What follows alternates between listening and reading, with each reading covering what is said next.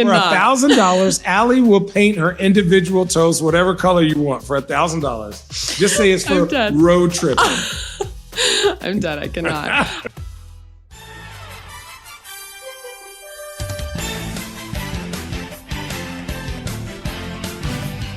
Welcome into this edition of Road Trippin with RJ and Channing. I'm your host, Allie Clifton, and it's just me and Channing yet again.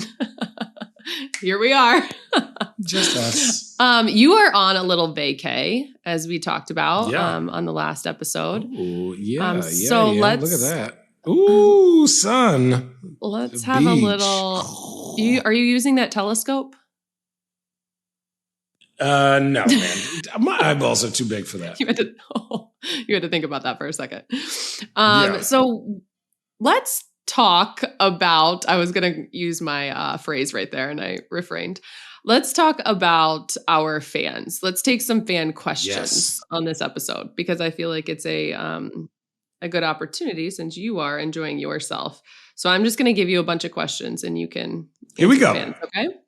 All right. Bear Down Skylar wants to know from Instagram. Obviously, she's cool. It's a man. Bear Down Skylar wants to know your favorite Lute Olson memory. Oh, boy. After we lost to Illinois, I don't really cry after games, right? I don't really cry. It's because it's just like either it is or it isn't, right? It's like, could I have done more? Could I didn't? And I felt like, you know what? Like I had given everything I could to the school. Was I disappointed? Obviously. Was I sad we didn't make the Final Four? Yeah. He put me to a back room and literally gave me, and he always pushed me. And I said this on another episode. I think I only played 2 years of high school varsity and really kind of bust my ass. And he took a chance on me, like a project. And I trusted him with basically my life. And Richard jokes, it's like Coach O's greatest achievement was Channing Frye. And he probably is right. Because for me to go to what I was sophomore year to what I was senior year to what I was my senior year in college was wild. And I look back like, how the F did I do it? And so afterwards, he just gave me a huge hug and like had a couple tears. And it was just like, I didn't really get it until I get it now that I'm older. And he was like the father figure that everyone talks about, the guy that like is hard on you, but then you want his approval on like how to do things correct. And I think that hug, that moment was my favorite moment with him and I. And then we had some other ones, as another funny one, not as serious, was we're in Australia and it's my 19th birthday. And he's been wine tasting in Australia all day. It's like 1 a.m. and it's my birthday. So I'm smashed, right? So I go to hit the button and I see his big ass paw stop the elevator. And I'm like, eyes bloodshot, like dead. And he's red cheeked. He's hammered too. So he looks at me and I look at him and he slowly hits the button. And he was like, no, happy birthday. And then we just don't say anything to each other. And he gets off.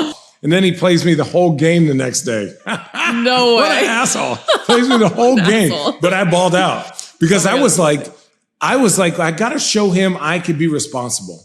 That's the biggest thing. It's like, I got to show him that I can go have a good time. But when you need me, make the main thing the main thing. Yeah.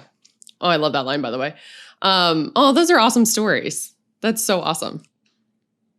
Thank you. I have 1,000 stories. Oh, yeah. Okay, so this is actually, it's funny. I have people that come up to me, and producer B More with the Lakers, one of my producers, he mentioned this to me the other day because obviously he's a big fan of Road Trippin, but he also listens to the Knuckleheads podcast. And he says that they ask every guest that they have this one question, I believe. And so I thought it would be funny because you'd probably have an interesting response for this. So I'm going to ask you. Their question that they ask every guest is, when or who was the first player that ever busted your ass in the NBA? Oh, what? Dirk Nowitzki. Dirk Nowitzki fucking barbecue me. I had never, you can't practice versus playing him. You can't like go guard somebody else, or you can't watch film. He's 7'1" legit, shoots different, moves different. It's crazy offense with other players. They move him all around. So it's not like you're going to get a steady diet of like a post up or a screen and roll, right? He's not like this. He's a jazz player and just moves all around. You're going to get pull up threes. You're going to get post ups. You're going to get screen and rolls. You're going to, like, you just got to know how to guard every situation. So for me, who's used to guarding centers, like post up guys, he barbecued me and knew it and saw like my eyes was like, holy shit, what's next? He was like, give me the burger. Give me the burger. It just, I got a mouse on me. That's all I remember. It's like the ball coming out the net, like, oh God, stop. No more, Mr. Nowitzki. No more. So if you haven't caught on yet, we're going to use this episode to just tell stories, and it's all going to be about chatting. So I hope you're ready to be buckled up and ready. Do you ever remember busting someone's ass in the league? Did you ever have that moment? Low key, this is going to sound bad. I fucked Kevin's whole team up. I think I had my career high in him. I think I had 9 threes on him. Kevin Love's Minnesota team. Listen, yaka, yaka, yaka. Stop it, I cannot. Come get it. Hey, if I make 2 or 3 shots, just know the mouthpiece is going. I'm talking shit to you, your mama, the crowd. Like I assumed I was going to get 10 shots a game. If I make my first 3, listen, we good. I already got 9 points. We're good. Hang on. Can we first talk about how you literally just said that your bust their ass moment in the NBA was on a whole team? Channing Frye. Oh, the whole team. But see, that was no, because I've had 30 points in my rookie year. But I can't say I busted Detroit Pistons. They won that year. They were crazy good. I just got hot. Then I had 33 against Milwaukee, or 30 against Milwaukee. And that was more Andrew Bogut, because I thought I should have been the number 1 pick. It was weird. I shouldn't have been the number 1 pick, but just, you got to psych yourself out. This was me understanding what I was supposed to do and said, I'm about to fuck y'all up. He understood the assignment. Folks, he understood it. Oh, yeah. Okay, so next, let's see. Oh, let's talk about this. I know you'll enjoy this one. Mystic Bummer 5 on Instagram. Thoughts on the natural wine movement?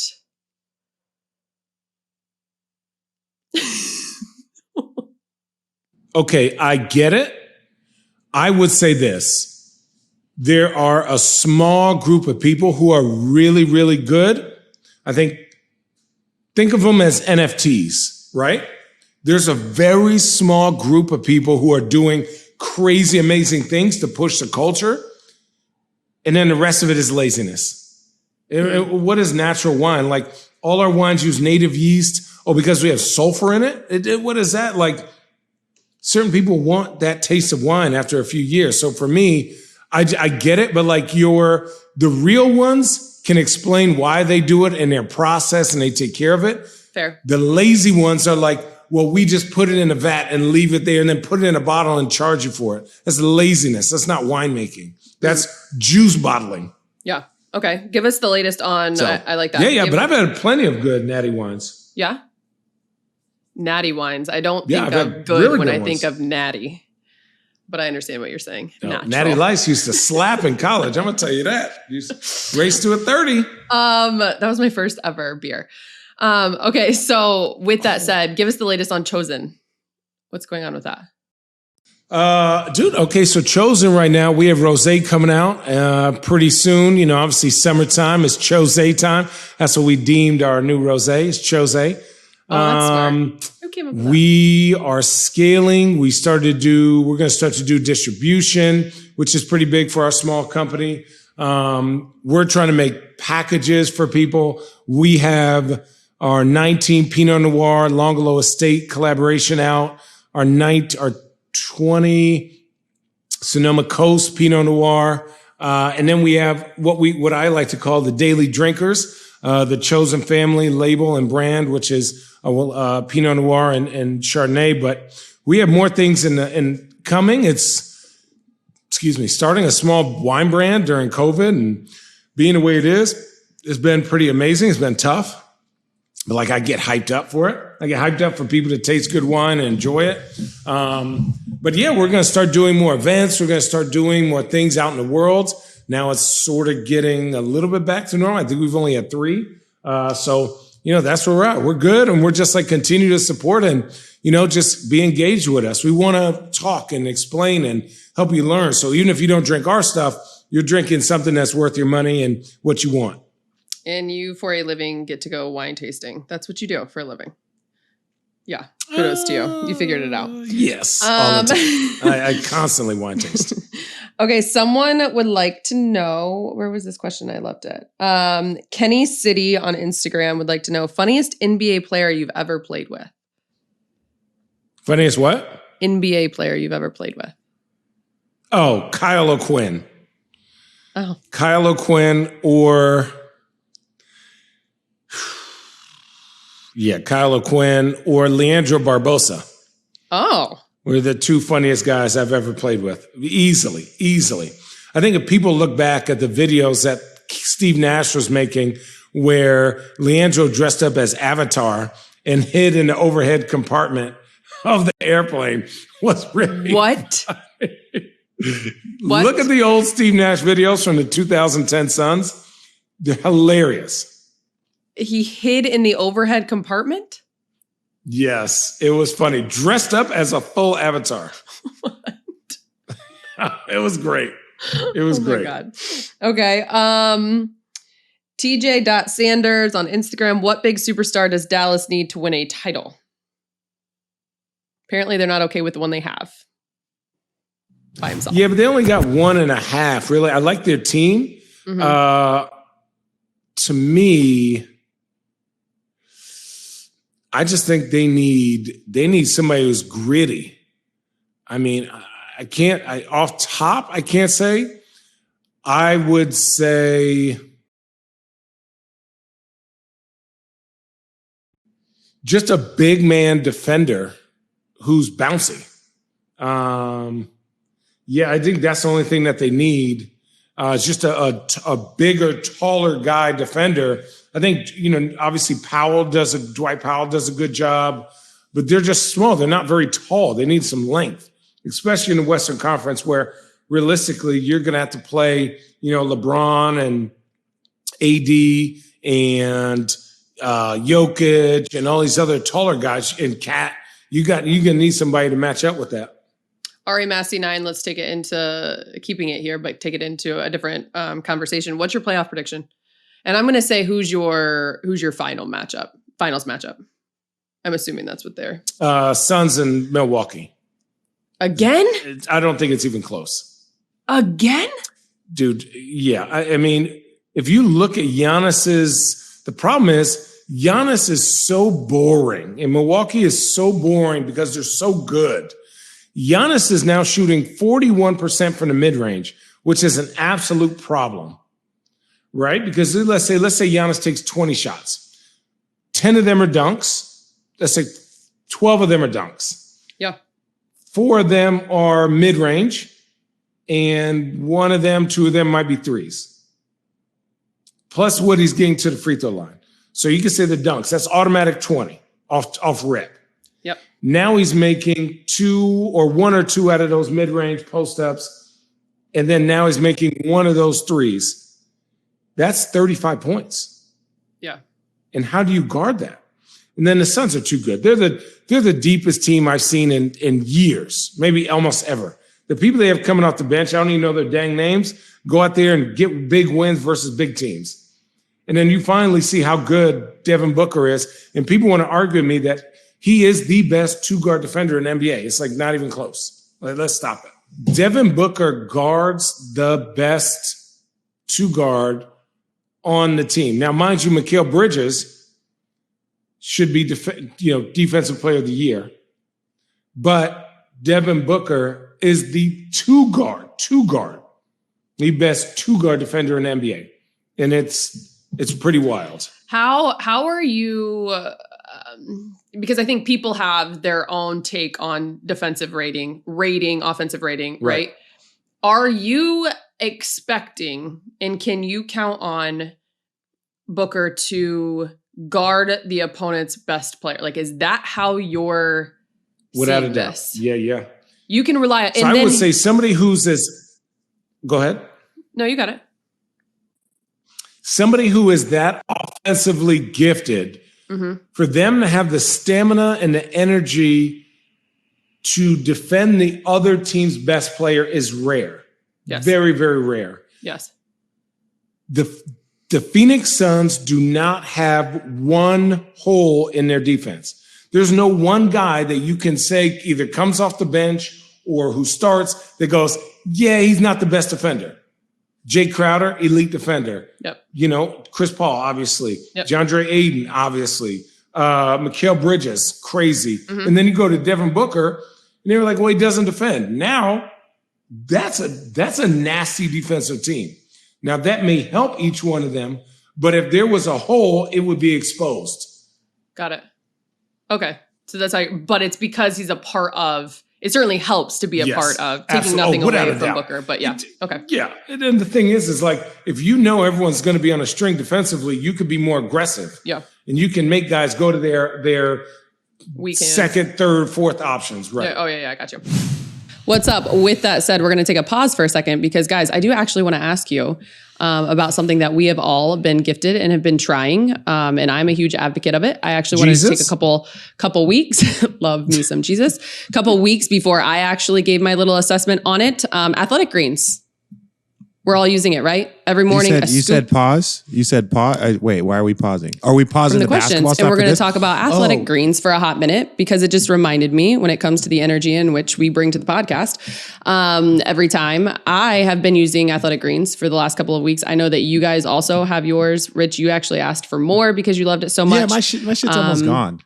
Oh, mine's definitely. Yeah. Are we fans of it? Can you drink too much of it? Like if I wanted to have it, like, is it like, how like people like grab a soda or grab a drink? Like, is it weird if I mix some of that shit in water and just like, this is what I'm going to drink with That's actually a really good question. I don't know. You can never have too many greens. That's a good question. You're just more vegetarian than counteracting. anyone else. Am I counteracting the half scoop when I drink it with Popeye's chicken? How does that work? Does it off balance the grease? Okay, well, first of all, if you're only doing a half scoop, it is a scoop a day. And I was going to say that you could drink too much, I feel like, if you put more than a scoop of powder in 8 to 10 ounces, one big gulp.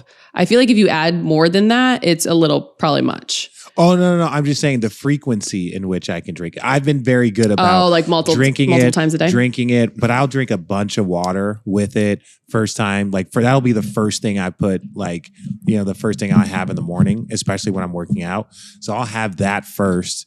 I actually Googled it and it said you should wait 30 minutes before you have like any coffee or anything. So I try and have that. Yeah. I try and have that first thing and then I'll get my day going. Then I'll have like, I like bulletproof coffees, ghee. Channing put me onto that shit one day. I'm like, Channing, what the fuck is delicious. This? So Channing put me onto that. It's delicious. The MCT oil, the bulletproof. So that's what I have. But that to me, that's how I've been starting my day as I'm trying to get my body back.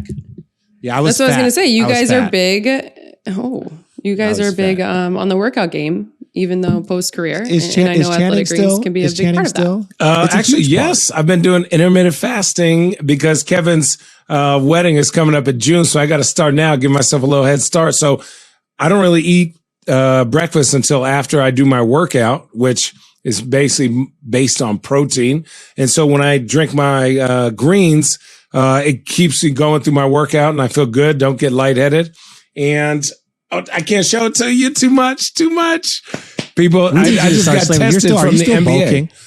Are you still bulking? Are you Yeah, still it's bulking season, Doug. It's spring. Just in case anyone cares, Athletic Greens has over 75 vitamins and minerals that is good for immune support, gut health, clarity, brain fog. We've all been taking it. We all love it, which is why we are now able to kind of have the conversation. We support it. So to our listeners, we want you on board if you would like it. Athletic Greens is going to give you a free... The Athletic Greens says it's pretty good, y'all. Free 1-year supply of immune supporting vitamin D and 5 free travel packs with your first purchase. All you have to do is head over to athleticgreens.com/road trippin. Check it out. Kyle Mai, he wants to know if Channing and RJ still play the Thong song on repeat in bars. Can you please give the story as to what that was for those who were just tuning in? So we went to Columbus, and I'm like, well, let's go to this best burger place in Columbus. Preseason, And after they won a championship. Preseason. Yeah. Right. So, obviously, you couldn't tell these guys. We had a nothing. few cervezas, and I was like, and Richard's like, I put on the Thong song, joking around, right? Richard goes, watch this. Richard, I think, put in $20 and played the Thong song for 45 minutes. For 45 fucking minutes. So we're in there eating this burger. Now, people saw us do this, not necessarily that long, but they saw us put the Thong song on 2 or 3 times. So we're eating this burger, and now it's the Thong song 5th time. Now you see people go like this. God damn it, not again. Who's doing this? They're getting all upset. Getting super upset. And so Richard and I are like, okay, we have to go. Get the burger, get the check. We have to go. So then everywhere we went, we started doing that more. And then people started do it to us when we would walk into a bar. They would play it and then blame it on us. Stop it. I didn't know that part. Oh my God, that's incredible. They'd be like, we got you guys. And then you'd be like, let me see that. Which, that Cisco album was great though, by the way. Was. Keyword was. Just Charles Allen, who is the best basketball player to come out of the Phoenix area? You can't Sean say Elliott. yourself. I mean, it's not Phoenix, it's Arizona. But the best Arizona player ever would be Sean Elliott or Mike Bibby, but I'm going to give it to Sean Elliott. Interesting. Okay. Chris 11, Juarez? I apologize if I just butchered that. Who can drink more? Juarez? Who can drink, maybe, yeah. Who can drink more wine between you two? And I'm going to say you and me and not Richard and you because Richard doesn't drink wine. I could probably drink you under the table though. What? Not a chance, Allie. I do this for a living. I don't know, Channing. I've seen you. Oh boy. How about But that this was Toledo. one? Y'all spiked my drinks. Oh, can we tell that story? Can we please tell that story? There was too much sugar in that rosé. Channing, before his last season in Cleveland, which at the time we didn't realize was. So this was 2017, summer of 2017. He is in Cleveland, and it was the spring. So it was before season began. And I invited Channing and his friend DB to Toledo to do a Toledo tailgate with me, thinking it would be really awesome because he could go to the tailgate parties and he could actually drink and hang and it would be fun. And really no one would recognize him. So it's no big deal, right? First of all, 6'9", 6'10" over here walking around on campus. It's really hard to hide. With that said, Channing didn't even make it past the first hour at the tailgate. He didn't make it past 8 o'clock. No, I made it past the hour. I didn't make it to 8 o'clock. You decided to play Thunderstruck, which I know many of our listeners know. Thunderstruck with rosé. What were you thinking? Well, the problem was, here's what happened. And we call this lizard brain. I didn't eat breakfast. I had a little snack. We started drinking shots and this and that and this and that. And, I get competitive juices. The adrenaline was running. I wanted to show out for Toledo. And basically, those paper airplanes where you throw them up real high and they just go. That's what happened. The sugar caught up. I might be diabetic. I don't know. But your boy was asleep, but he crushed. DB, my boy, was mad at me. He was like, fucking Channing. Listen, hey, I had a great time. The next day was awful, but the hangover, it wasn't my I don't know. I think it was natty wine I was drinking. It wasn't the best. No, it was It was very sugary. It was the rosé wine with the rose joking. on the bottle. Rose on the bottom. Yeah, Allie, I'm totally joking. It was regular rosé. You're Yeah, your boy got lit. It was too much. I wasn't prepared. I should have had Waffle House. I should have ate. I didn't need to do a workout before. I was already dehydrated. A lot of excuses. Basically, Channing couldn't hang in Toledo. All right, we've got a couple more before we wrap this up. How about, let's see, I'm just going to read these straight from here without really looking at it. Thomas Van Hout, 52. What's the one talent quality you like in the other road trippers that you would like to have? And what's the one thing you absolutely do not want? I don't want Richard's face.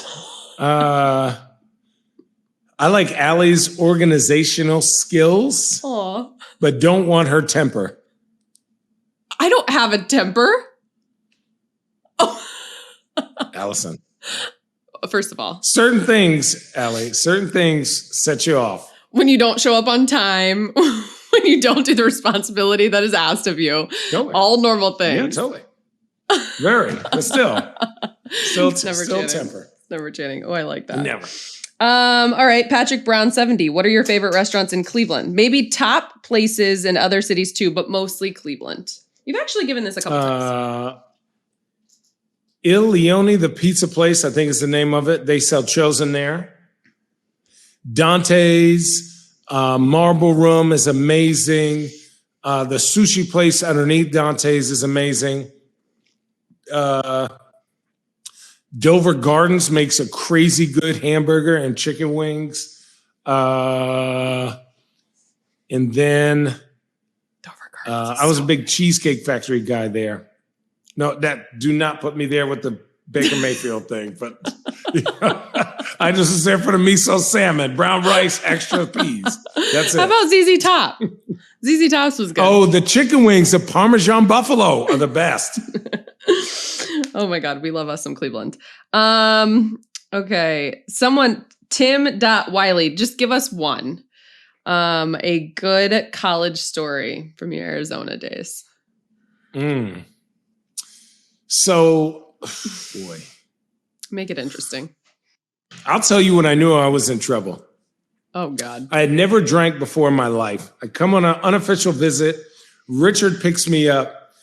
They give you a per diem in your wallet, or they give it to you to eat. Richard goes, hey, let me get your per diem. We're going to go get Jack in the Box. So I'm thinking, oh, man, I'm so hungry. You know, what's up?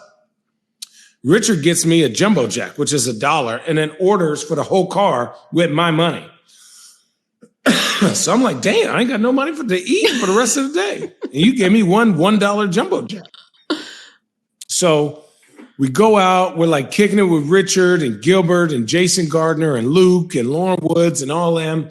And, you know, college kids, there's all these super hot babes. And so I'm losing my mind like, holy shit, this college is great. Which I end up finding out that those were just their friends. And they acted like they were like single girls ready to mingle, but they were just their best friends. All of them had boyfriends. But it was like a ploy to get me to come there. But here's what was cool. So I have a few beers. I thought it was nasty. And we go to the football game and we go to the student section, but there's like a players, like an athlete section, a McHale section. And, you know, I'm not rated that high. I'm a junior, whatever. And they start chanting, oh, you know, we want Channing. And Salim was there and another guy was there. And it was like, God, this feels great. So I'm hyped. We go out to a party afterwards at a ZBT party. And Lauren Woods is like, hey, switch me jackets. Now, I don't know if he was just like, I had my green St. Mary's high school jacket on, you know, like a runner, whatever. So now I'm wearing a U of A runner and everyone thinks I'm like on the team. So they're handing me beers and I'm like, this is the greatest night of my life. And proceed to get kind of lit up. Oh, surprise, surprise. I get dropped off at like 3 a.m. Right. And what I forgot was I have to meet Coach O at 6 o'clock in the morning for breakfast before he goes to church. And my dad wakes me up and is like, holy shit. It was like, I'm glad you had a good night, but here we go. He like gets me, he puts me in the shower, cold shower, right? Oh. Mint tea, this, mints. He's like, dude, you smell like a beer. He's like, fix your eyes, all this kind of shit. Fix your eyes. So we go to breakfast, fix your eyes. So we go to breakfast, it works out. And, you know, obviously I end up going there, I stay 4 years, have a great time. But like, I remember being in the car and my dad was like, oh, you're definitely going there, aren't you? And I was like, yep. He was like, all right, well, we get home and you take a nap. You know, as we're driving back up to Phoenix, he's like, tell him. And I committed, I think, the next day. Oh my God. Oh, that's awesome. I love that. My junior year. Oh, that's so cool. Oh, I love that. All right, we're going to finish on this one because you kind of ruined my life with this to a certain degree, as I just sent you guys a picture message of something that I got on Instagram the other day. So I'll let you handle this one. Right. Ryan K. Photos wants to know, how ticklish are your feet, Allie? Channing? Oh, dude. We need to put this to bed. I don't know how, Allie, I don't know how ticklish your feet are. Obviously, I don't want you to answer the legitimate question. I need you to. Oh, dude, Allie, I'm telling you, listen, guys, it's okay to like feet. Go to Allie, dude. Just No. go fund me. Allie will tickle her own feet. Stop it. For $1,000, Allie will paint her individual toes, whatever color you want, for $1,000. Just say it's for road tripping. I'm dead. I cannot. This was fun, Channing. Thank you for answering all the fan questions. Great. Obviously, they love it. We're going to do these episodes weekly. So be sure to continue to tune in to Road Trippin. If you like what you're hearing, please leave a review, rate us, subscribe, etc. Again, you can call us. You can leave us a voicemail. We will play. We'll answer your questions. You know the number. It is 657-5-CALL-RT. That'll do it. That's Channing. I'm Allie for another edition of Road Trippin.